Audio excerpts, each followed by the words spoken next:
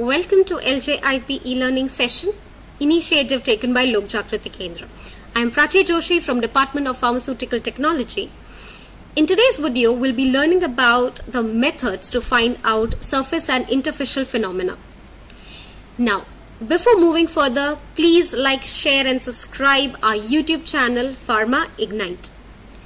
Now, you have already studied what is surface tension and interfacial phenomena. What is surface tension? It is force acting in dyne on the surface, okay, at the angle of 90 degree from the surface of 1 centimeter. But what is interfacial tension? Interfacial tension is the force acting between two immiscible liquids, the boundary, correct? Now, how to find out these two? First of all, there are 4 methods. First is capillary rise, ring Dunois tensiometer. Then next is bubble pressure and drop weight method. Now, drop weight method and drop count method we have seen in sphygmomanometer, correct? First one is capillary rise method and Dunois ring method. These two are very, very important. Now, let's go into capillary rise method. But before that, let's see how to choose it. First of all, whether surface tension is to be measured or interfacial tension is to be measured is to be determined. Second is accuracy level. And third one is what is the size of the sample. Now, first is capillary rise method. In this method, first of all, imagine a glass of beaker and you are putting the straw in it. Okay, when the straw gets immersed into the beaker, the water level rises inside the straw. Isn't it amazing?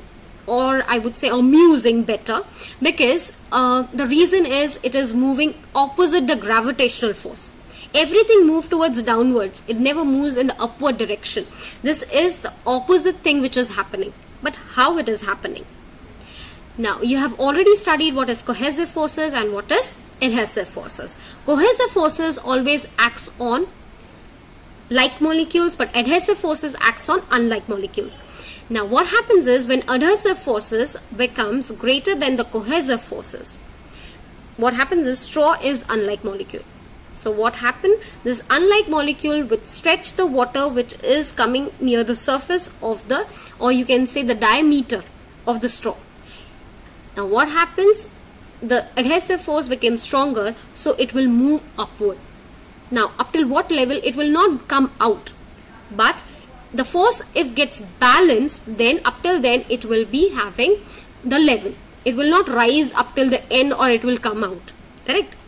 You have seen in your practical labs that if you are putting the this pipette inside any bottle, okay, it will rise up by its own. It will not come out.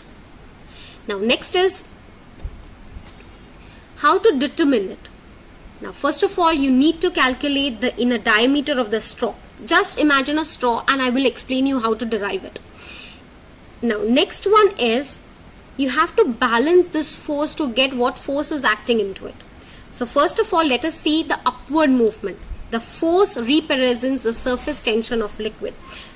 Let's take alpha.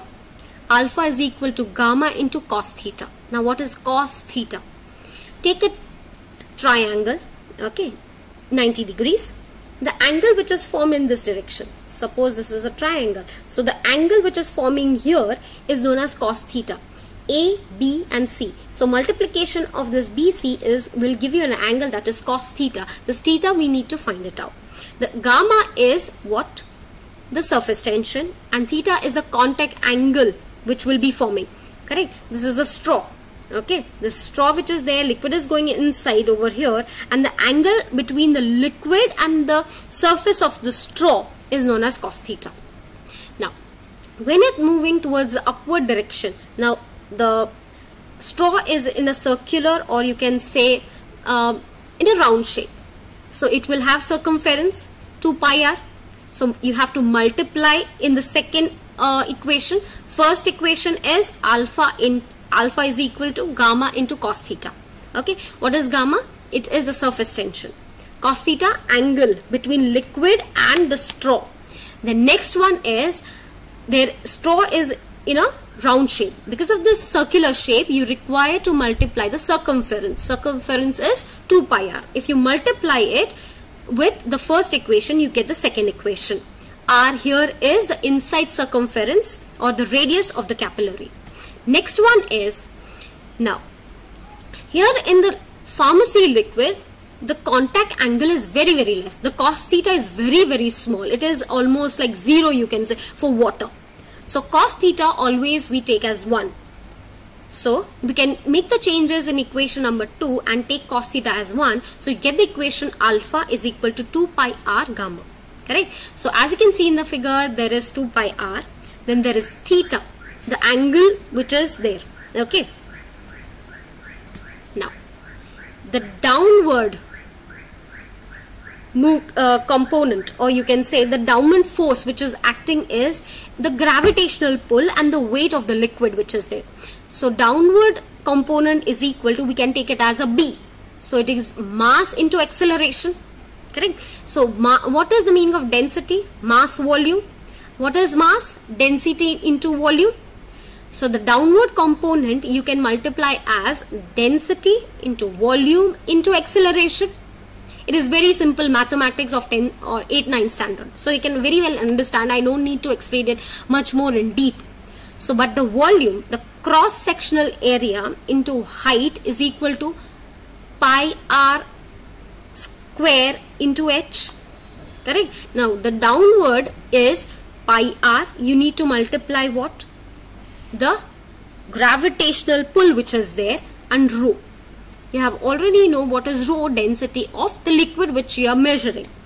So here equilibrium needs to be maintained to find out the force.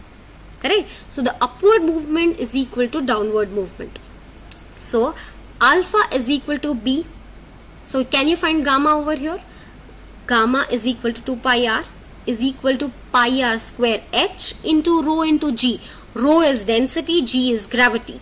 Now where is density? Why we are measuring density? We are measuring density because of the weight we are calculating. First line, the counteracting force is gravity and depends on the weight of the liquid.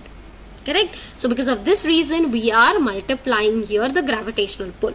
By solving this equation, you get gamma is equal to half r rho h g. So this is how you can measure the surface tension. Now next method is Dunois ring method. Now this is very easy. Now what is Dunois ring method?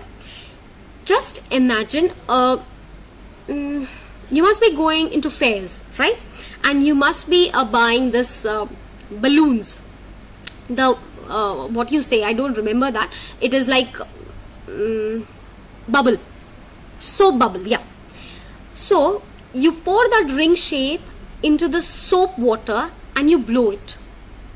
Here is same manner. You have to take the liquid in the petri dish and then you have to add the ring inside it. That is platinum iridium ring. The platinum iridium ring is immersed inside the water. When it is immersed and then it is pulled out, so the force which is there to detach the ring from the surface of the water, that is the interfacial tension. Getting it? Now, so the upward pull is the dial reading in dyne. Now what is the dial reading? Now this is the dial reading. As you can see in the figure, this is a dial reading. Here there is a beaker and here see there is a string or the ring attached to the beaker. Now it will be immersed. So this is the liquid and you are pulling it like a pulley. There is a well and you are pulling it and the pulley will show you the dial reading. Okay. The downward pull is same, pi is equal r into 2 pi r square. Now upward pull is equal to downward pull. You need to balance it every time. Okay. And gamma is equal to the dial reading. Okay, the dial reading over here. Here, the dial reading upon 2 pi r, okay, into 2 into the correction factor. Now correction factor you need to multiply it because if it is not, adjust to 0 and all. Error up to 25% is possible if the correction factor is not applied. So you need to apply the correction factor. Stalagmometer. Now what is the meaning of stalagmometer? You must have seen this in your lab. Correct? It is a very common method which we use in the college. So there is a mark A and there is mark B in the figure. The liquid whose surface tension is need to be measured have to be filled inside up till the mark A. Here, up till A you have to fill. Then what happens is you have to measure 20 drops which will be collected in this beaker up till mark B. You have to measure what? The droplets which will be formed upon reducing from A to B. Now what happens is you have to collect the water and then you have to take it into the density bottle. In the density bottle you have to collect the liquid and then weigh it. By that you have to multiply in the equation which you have first derived. Through that you will get your surface